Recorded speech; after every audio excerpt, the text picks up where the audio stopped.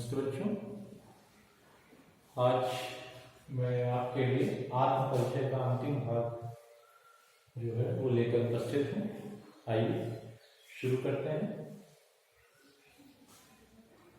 मैं रोया इसको तुम कहते हो गाना, मैं टूट पड़ा तुम कहते छंद बनाना। क्यों कवि कहकर संसार मुझे अपनाए, मैं दुनिया का हूं एक नया दीवाना। आइए शुरू करते हैं, उसकी व्याख्या के अर्थ समझने की कोशिश करते हैं। मैं रोया, कौन रोया? कवि अपनी बात कर रहा है, हरिवंश राज बच्चन अपनी बात कर रहे हैं कि मैं रोया इसको तुम कहते हो गाना। हरिवंश राज बच्चन इस पंक्ति के माध्यम से इस संसार की जो मनोवृत्ति है उसको प्रकट करने की कोशिश कर रहे हैं कि कैसी मानसिकता के लोग इस संसार में रहते हैं, जिनके मन में लोगों के प्रति एकदम भी संवेदना नहीं है, वो दूसरों की भावनाओं को समझने के लिए तैयार नहीं है, दूसरे के दर्द को समझ ही नहीं पा रहे हैं। वो कहते हैं मैं रोया, जब मैं रोता हूं इसको तुम कहते हो गाना। वो कह रहे हैं कि जब मैं रोता हूं तो संसार क्या समझती है कि मैं गाना गा रहा हूं, मैं गीत गा रहा हूं। मैं फूट पड़ा और जब मैं बिल्कुल इतना ज्यादा पीड़ित हुआ कि एकदम फूट करके रोने लगा, बिफर कर रोने लगा, तो कहते हैं तुम कहते छंद बनाना। तब तुमने ये समझ लिया कि मैंने कोई एक नए गीत का सृजन किया है, मैंने कोई एक नई रचना लिखी है, ऐसा समझ लिया है। कितना आश्चर्यजनक ये संसार है। क्यों कवि कहकर संसार मुझे अपनाए, वो कहते हैं कि ये संसार मुझे कवि के रूप में क्यों अपनाना चाहता है, क्यों चाहता है कि मैं कवि रहूं और कवि के रूप में वो मुझे अपनाना चाहता है। उन्हें ये बात स्वीकार नहीं, उन्हें बिल्कुल पसंद नहीं कि कोई उन्हें कवि कहकर के अपनाए। वो कहते हैं क्यों कवि कहकर संसार मुझे अपनाए, वो नहीं चाहते हैं कि उन्हें कवि के रूप में याद किया जाए। ठीक है, मैं दुनिया का हूं एक नया दीवाना। वो इस संसार का जो एक साधारण सा इंसान होता है उसके रूप में चाहते हैं कि लोग उन्हें याद रखें, और वो कैसा हो, वो इंसान हो, लेकिन वो इंसान कैसा हो, दीवाना हो। दीवाना का मतलब जो मस्त हो, जो प्रेमी हो, ऐसा जो व्यक्ति होता है जो सुख दुख से बिल्कुल हट करके होता है, ऐसा इंसान बन करके वो रहना चाहते हैं और चाहते हैं कि जो दुनिया है वो उसे दीवाने की तरह ही याद करे, मस्त मौला इंसान। ठीक है, जो सबकी खुशियों में खुश रहता है, सबके दुख में दुखी होता है, उसे कोई चिंता नहीं होती है, कोई उसे परवाह नहीं होती, ऐसे व्यक्ति को दीवाना कहा जाता है।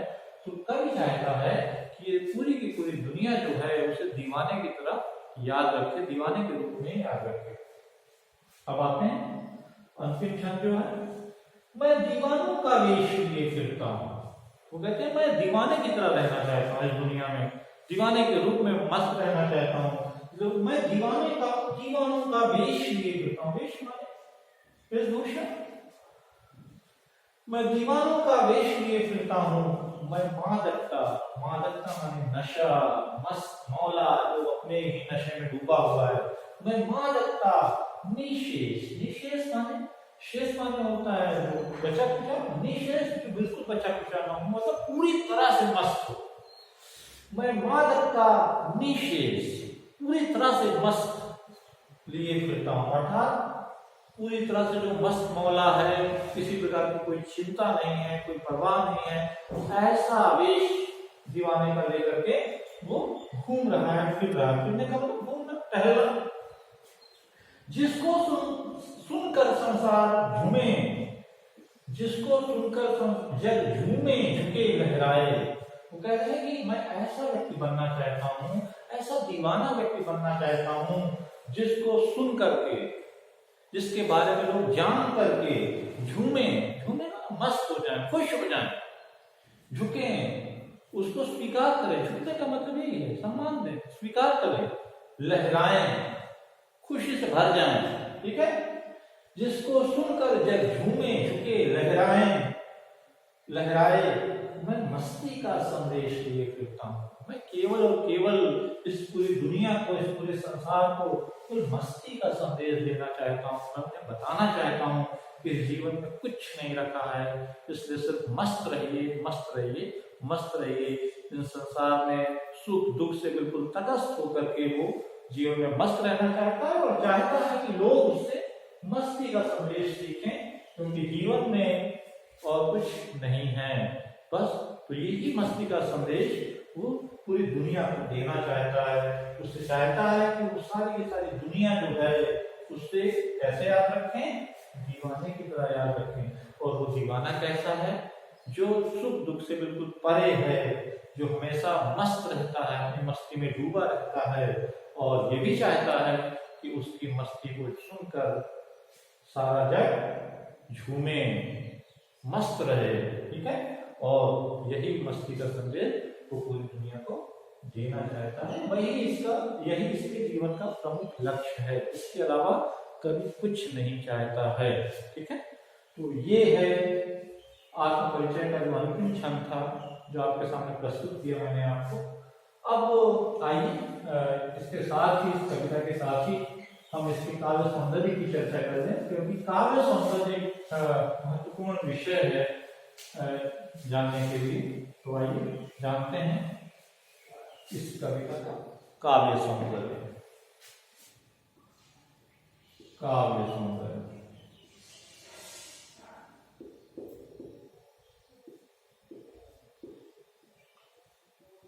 काव्य सौंदर्य क्या होता है? काव्य सौंदर्य का मतलब कविता का सौंदर्य। जैसे एक इंसान दो तरीके से सुंदर होता है, बाह्य रूप से और आंतरिक रूप से। बाह्य रूप से का मतलब उसकी शक्ल कैसे है, उसने कैसे कपड़े पहन रखे हैं, उसकी हेयर स्टाइल कैसी है, वो उसका बाह्य पक्ष। और उसका आंतरिक पक्ष का मतलब वो कितना दयालु है, कितना हेल्पफुल नेचर का है, कितना सच्चा है। तो इसी तरह से कविता में भी दो पक्ष होते हैं। एक होता है आंतरिक पक्ष, उसे कविता के में कहा जाता है भाव पक्ष, अर्थात उसमें क्या भाव भरे हैं, क्या उसमें इमोशंस हैं। और एक होता है कला पक्ष। कला पक्ष का मतलब होता है शिल्प पक्ष।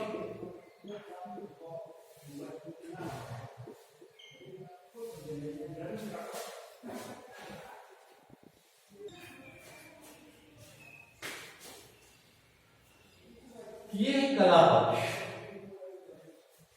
भाव पक्ष का मतलब आंतरिक पक्ष, और कला पक्ष का मतलब उसको बनाया किन किन चीजों से। जैसे हमें बनाए, हमारी शक्ल कैसी है, ये हमारा शिल्प पक्ष है, किन किन चीजों से हमारा निर्माण हुआ है, और हमारे अंदर कौन से भाव भरे। तो उसी प्रकार से कविता का भी काव्य सौंदर्य होता है, उसकी भी सुंदरता होती है दो रूपों में, एक भाव पक्ष और एक कला पक्ष। जहां तक आत्मपरिचय कविता की चर्चा की जाए तो इसका आंतरिक पक्ष क्या है, इसमें कौन कौन से भाव आ रहे हैं। इसमें कवि ने क्या किया, अपनी भावनाओं को व्यक्त किया। ठीक है, ये किया ना।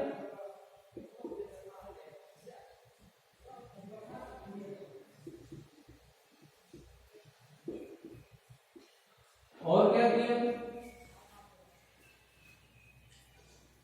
कवि ने अपनी भावनाओं के जो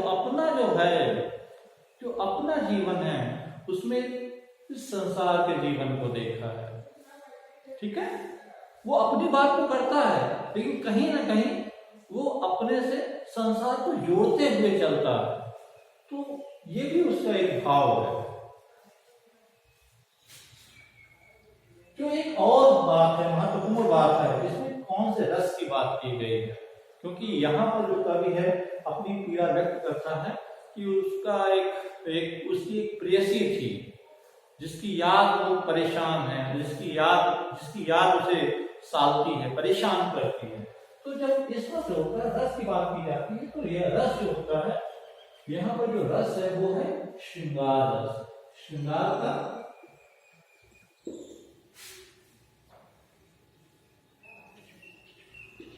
वियोग पक्ष, क्योंकि श्रृंगार दो भागों में बटा होता है।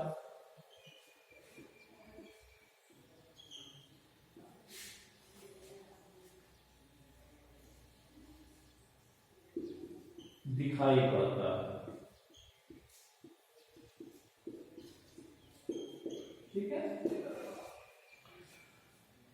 हालांकि इसके अलावा और है, परस्पर विरोधी भावनाओं का दिखाई पड़ता, यहाँ पर दिखाई पड़ता है, ठीक है। ये भी एक विशेषता है, लेकिन ये दो मुख्य विशेषताएं हैं मैंने आपके सामने रखी हैं। अब आ जाती है कला पक्ष।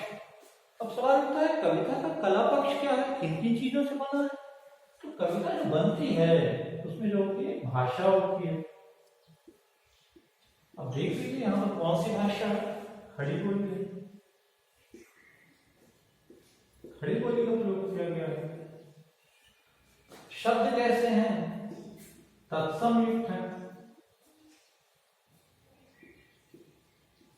तत्सम का संस्कृत में भाषा कैसी है, सरल है, सहज है और प्रवाहमयी, लगातार चलती रहती है। और क्या विशेषता, छंद जो है इसमें, जिस छंद का प्रयोग किया गया है वो छंद कैसा है, मुक्त छंद। मुक्त छंद का प्रयोग किया गया है। छंद की और क्या विशेषता है इसमें, गीतात्मक शैली। गीतात्मक शैली का मतलब क्या होता है, जिसको बड़े आराम से गाया जा सकता है, ठीक है। तो ये गीतात्मक शैली है, अर्थात इसे बड़े आराम से इस कविता को अच्छे से हम गा सकते हैं। और क्या है, अलंकारों का उपयोग किया गया है। आप जगह जगह यहाँ देखेंगे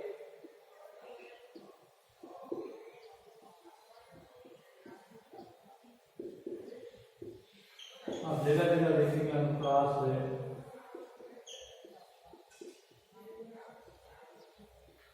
उपमा, रूपक, आपको अधिक तरीके दिखेंगे यहाँ पे, उपमा, रूपक और अनुप्रास। तो ये है काव्य सौंदर्य। काव्य सौंदर्य से निश्चित रूप से एक प्रश्न आता है, तो हर कविता के काव्य सौंदर्य को समझना बहुत जरूरी है। कवि ने अपनी भावनाओं को व्यक्त किया है और वो अपनी भावनाओं में समाज की भावनाओं को देखता है, समाज में अपने को देखता है और अपने में समाज को देखता है। श्रृंगार के वियोग पक्ष का यहाँ पर वर्णन किया गया है, यहाँ श्रृंगार का वियोग पक्ष दिखाई पड़ता है, ठीक है। भाषा खड़ी बोली, तत्समयुक्त भाषा, तत्समयुक्त का मतलब है संस्कृत निष्ठ भाषा का प्रयोग किया गया। आप देखेंगे इसके जो शब्द हैं वो संस्कृत निष्ठ है, तत्समयुक्त उसी को कहा जाता है। लेकिन बड़े ही सरल, सहज और प्रभाव में, मतलब ऐसी भाषा का इस्तेमाल किया गया है, प्रयोग किया गया है, यहाँ तो कोई बनावटीपन नहीं लगता है, बहुत सरल कविता चलती है। छंद कैसा है, मुक्त छंद का प्रयोग किया गया है। गीतात्मक शैली अर्थात इसको गाया जा सकता है। और अलंकारों का यथावसर, जहां पर जैसा बन पड़ा है उस तरह से अलंकारों का प्रयोग किया गया है। कोई उन्होंने जबरदस्ती अलंकारों को ठूसने की कोशिश नहीं की है। अगर वहां पर लगता है कि अलंकारों का प्रयोग हो सकता है, उन्होंने हो गया है सहज भाव से, ठीक है। उन्होंने कोई अपनी आप कोशिश नहीं की कि नहीं यहाँ मुझे अलंकार का प्रयोग करना है। तो ये है इस आत्म परिचय के काव्य सौंदर्य का उल्लेख। मुझे लग रहा है आपने समझा होगा। बच्चों, आप इसके प्रश्न उत्तर करने का प्रयास करें और अगर आपको लगता है नहीं समझ में आया तो निश्चित रूप से मुझे बताएं, मैं आपकी परेशानियों को हल करने का पूरा प्रयास करूंगा। आज के लिए बस इतना ही। धन्यवाद।